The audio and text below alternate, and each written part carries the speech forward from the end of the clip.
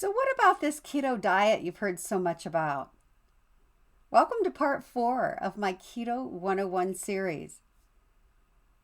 This one is going to be on exercise, nutrition, and some customizing and troubleshooting you can do with the keto diet. If you haven't watched the first 3 parts, go check out my channel. Again, thanks for stopping in. So, objectives today are just to go over the details of some of the things you might encounter when doing a ketogenic diet, some of the nutrition things, some of the adjustment ideas, and troubleshooting for different medical conditions you might be working on. To review, the ketogenic diet or low carb approach is 70-20-10 or 70-25-5. Those are your fats, proteins, and carbohydrate ratios. If you need just more of a low carb approach, you could take the fats down to 60%. It really depends on how many carbohydrates per day your individual body can tolerate. How do you know this? Well, you've heard me before. You must be testing in the mornings your glucose and ketone levels. This will tell you how your body's liking what you're doing. Some people can take in up to 100 grams of carbohydrates per day. Others have to take in a lot less than 20 grams per day. It really depends on you and your health goals and what you're working on. For example, those with neurological or neurodegenerative conditions, I recommend you take your carbohydrates down as low as possible, below 5% if you can.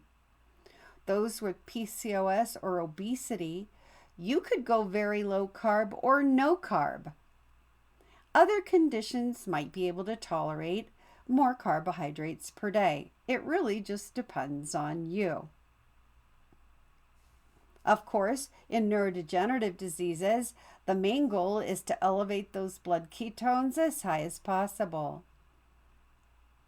A lot of my patients have received good benefit from elevating their ketones between 1.0 and 3.0 millimolar or higher. I know these levels are also effective in people with metabolic conditions that also have mental health conditions. You may need to increase your fats to 90% per day. It really just depends on the condition. You may need to decrease your proteins to the 15% mark to get your ketones elevated. But I recommend 20% per day. We all need more protein in our diets. Some of the conditions that this helps with are Parkinson's disease, Alzheimer's, epilepsy, MS, ALS, and some of the brain cancers. So PCOS and obesity can also benefit from a ketogenic approach. In these individuals, I recommend raising that protein to 25%. I'd like for these patients to begin building some muscle.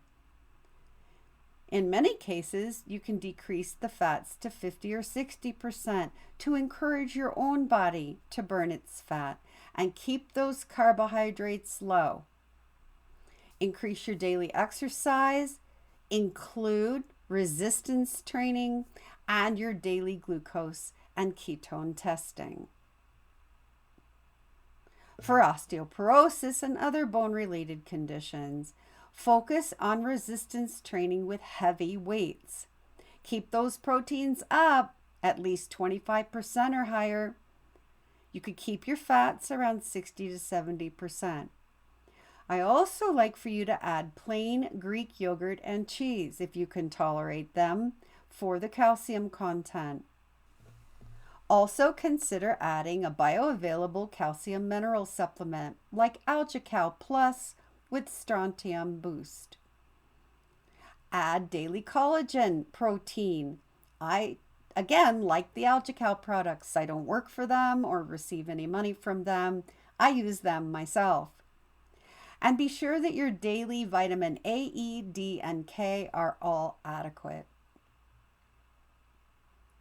Consider probiotics. If you have a history of gut health issues, consider purchasing Dr. William Davis' book called Super Gut. He reviews 3 main probiotic strains that he uses and teaches you how to ferment a dairy probiotic in your own home. These 3 strains are L. reuteri, L. gasseri, and L. subtilis, which used to be L. coagulans. Check out my YouTube channel for the video entitled Probiotics and the Gut Microbiome. I actually show you how to make a homemade probiotic fermented dairy on that video. So exercise goals. Let's aim for some aerobic exercise. You could start by walking daily for 30 minutes. Maybe start with a half mile, build to a mile. Add a weighted vest or put a full water bottle in a backpack and walk a half mile and build to a mile. Gradually add weight to your weighted vest or your backpack and increase your walking distance. Goal 2 for aerobics would be walk daily for 30 minutes over uneven surfaces or inclined surfaces. Again, start with half a mile, build to a mile and beyond, and work with a weighted vest or put some weight in a backpack. For resistance training, goal 3 would be to add some small weights or resistant bands. You can even use a can of vegetables in each hand and go through full range of motion, a total of 20 minutes a day. Gradually increase your hand weights to 3 pounds for a total of 20 minutes daily. Buy a set of resistance bands. These can also be used 20 minutes daily. Once you've built up your small weight workouts, consider using some larger heavy weights. You may need to purchase a weight set and a weight bench. Maybe you can consult a local gym and talk with a personal trainer who can set you up on a barbell training regimen. Try to exercise using barbells with guidance from a trainer. You can also use weight machines 3 to 4 times per week. So, according to your own goals and the health conditions you're working on, adjust your macronutrient ratios of fats, proteins, and carbs. You'll know how low to go with your carbs if you're testing your blood sugar every morning. Increase your daily exercise with a combination of aerobic and resistance training. If you have osteoporosis or bone health issues, add some daily supplements that are bioavailable. Consider adding some fermented probiotic dairy for gut health. And change up your fasting regimens. If you're doing 3 meals a day, consider going to 2 meals a day or 1 meal a day. I hope these were practical tips for you. This was some troubleshooting and about some exercise recommendations. So this was part 4. I will see you in part 5 of our Keto 101 series.